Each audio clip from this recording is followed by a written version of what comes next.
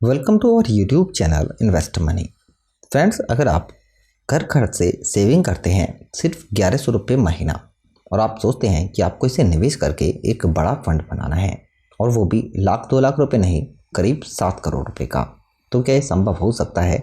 जी हाँ दोस्तों, अगर आप म्यूचुअल फंड्स के अंदर SIP के थ्रू यानी कि सिस्टमैटिक इन्वेस्टमेंट प्लान के थ्रू मंथली बेसिस पर 1100 रुपये की सेविंग करके इन्वेस्टमेंट स्टार्ट करते हैं तो यहाँ पर आप एक बड़ा फंड 6 करोड़ 99 लाख रुपए, लगभग 7 करोड़ रुपए का फंड बना लेंगे, क्योंकि म्यूचुअल फंड्स के अंदर आपको एक से एक शानदार फंड मिल जाते हैं। लेकिन अगर हम जिस फंड की बात करें उसकी बात करें तो दोस्तों ये एक ऐसा फंड है जिसने रिटर्न सभी म्यूचुअल फंड्स प्लान से ज़्यादा दिया है। जबकि अगर हम पिछले 1 साल की भी बात कर लें तो इस फंड का रिटर्न काफ़ी ज़बरदस्त है। यहाँ पर ये जो फंड है दोस्तों, ये स्मॉल कैप कैटेगरी का फंड है निप्पॉन इंडिया का। लेकिन अगर हम ओवरऑल रिटर्न की बात करते हैं तो इसका रिटर्न काफ़ी ज़बरदस्त रहा है, क्योंकि अगर हम स्टॉक मार्केट की बात करें तो दोस्तों वहाँ पर भी आपको सेंसेक्स और निफ्टी से ज़्यादा जो रिटर्न है वो स्मॉल कैप इंडेक्स और मिड कैप इंडेक्स के अंदर ही मिला है। पिछले 1 साल में यानी 2023 में अगर रिटर्न की बात करें तो स्मॉल कैप इंडेक्स ने रिटर्न 50% से ज़्यादा दिया है।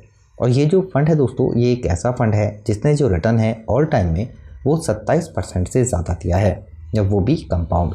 अगर आप इसे बैंक FD के साथ या फिर किसी और स्कीम के साथ कंपेयर करेंगे तो आपको पता चलेगा कि इस फंड ने जो रिटर्न है वो कंपाउंड इतना ज़्यादा दिया है कि इससे अगर आप कम पैसे भी निवेश करते लमसम तब भी आप एक बड़ा फंड बना लेते, और अगर आप SIP के थ्रू थोड़े थोड़े पैसे निवेश करते तब भी यहाँ से आप एक बड़ा फंड आसानी से बना सकते थे। यहाँ पर दोस्तों ऑल टाइम का रिटर्न इस फंड का 27% से ज़्यादा है और फंड है Nippon India small cap fund. जबकि अगर हम लास्ट 5 ईयर की बात करें तो फंड ने 30% से ज़्यादा रिटर्न दिया है।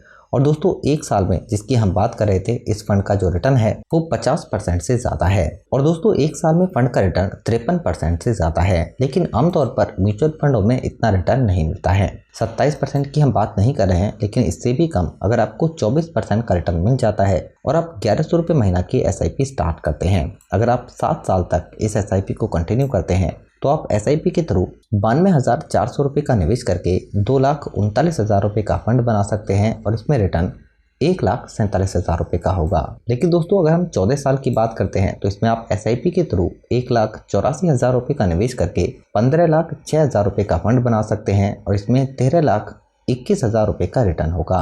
लेकिन 21 साल की अगर हम बात करते हैं तो आप SIP के थ्रू 2,77,000 रुपये का निवेश करके 81 लाख रुपए का फंड बना लेंगे। लेकिन दोस्तों अगर हम 30 साल के टाइम पीरियड की बात करते हैं तो यहाँ पर आप SIP के थ्रू 1100 रुपये महीना के हिसाब से 3,96,000 रुपये का निवेश करके करीब 6 करोड़ 99 लाख रुपए यानी कि करीब 7 करोड़ रुपए तक फंड बना सकते हैं।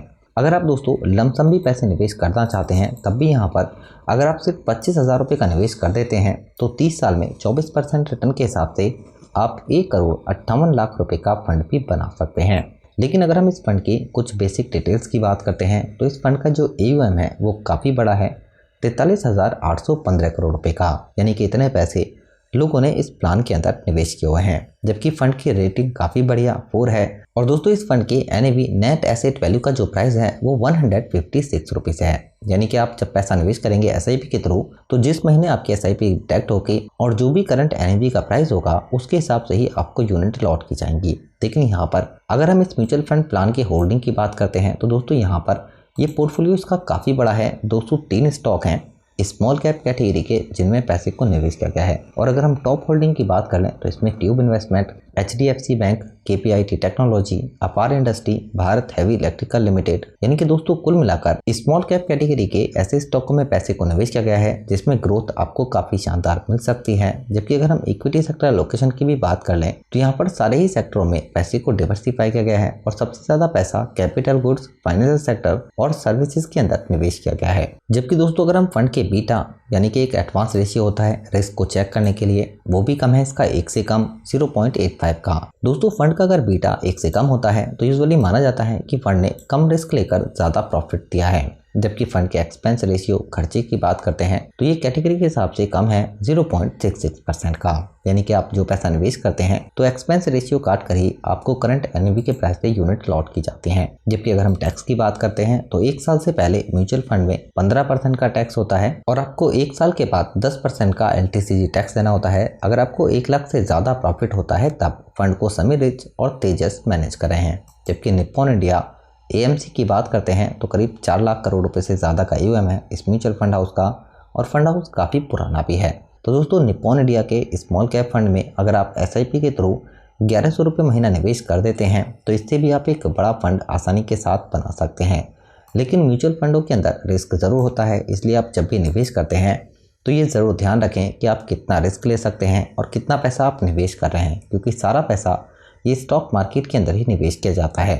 शॉर्ट टर्म में आपको थोड़े बहुत करेक्शन ज़रूर दिख सकते हैं, लेकिन ओवरऑल अगर हम लॉन्ग टाइम की बात करें तो म्यूचुअल फंड्स के अंदर प्रॉफिट काफ़ी बेहतरीन आपको मिल जाता है। तो दोस्तों इस वीडियो से रिलेटेड कोई क्वेश्चन होता है तो आप ज़रूर बताइए, अपने फ्रेंड्स के साथ वीडियो को ज़रूर शेयर करें और चैनल को भी ज़रूर सब्सक्राइब कर लें। Thank you for watching.